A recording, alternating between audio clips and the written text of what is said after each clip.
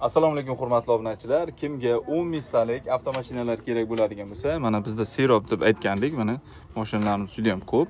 Keyin mana assalomu alaykum aka, haydovchilarimiz, barcha kategoriyalarga ega bo'lgan akalarimiz. Hamma litsenziya, putyovka, hamma hujjatlari joy-joyida.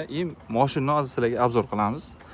Mashinamiz qulayliklari birinchi o'rinda yozning issiq kunida konditsionerlari bor. Orqada qanday ketamiz deganlar uchun mana orqasiga ham o'tirib ko'rsataman. Birinchi qatori bu.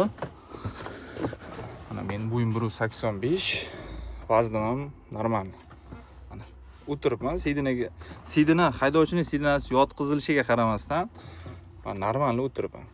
Konditsioner orqa tomonda ham bor. Orqa sidinalarni ham ko'rsatamiz.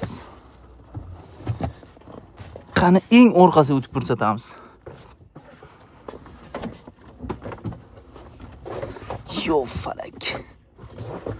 Mana orqada ham o'tiribman, mana komfortni. Mashina ichi qorong'i ekan. Hech qanday mushayt qilmaydi, normal suyanib ketaverasiz. Orqada ham mana konditsioner, obduf beradigan joylari bor. Keyin qorong'i deganlar uchun mana fortishkalar va ochiladi hamma tomon. Tomonda ham oynalari hammasi ochiladi. Mazza qilib ketaverasizlar. Kimga mana shunday avtomashinalar kerak bo'lsa, pastda telefon raqamini yozib qoldiramiz, murojaat qilaverasizlar.